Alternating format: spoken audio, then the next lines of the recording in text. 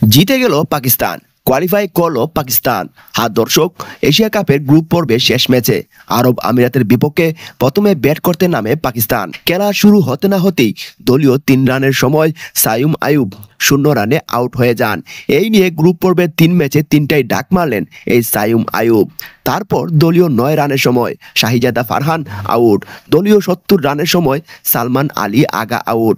এভাবেই আসা যাওয়া শুরু করতে করতে ফখর জামান দলের হাল ধরেন, করেন 50। 34 বলে 50 রান করে আউট হয়ে যান। তবে শেষ খেলমাটা দেখান শহীদ আফ্রিদির জামাই শাহিন শাহ আফ্রিদি।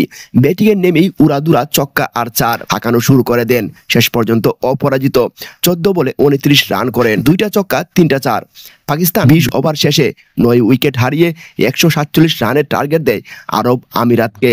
অনেকেই ভাবছিল এটা মামুলি রান, জিতে যেতেও পারে আরব আমিরাত, কিন্তু বুঝতে হবে এটা পাকিস্তান, আর পাকিস্তানের বোলারদের বলে ব্যাট করতে হবে।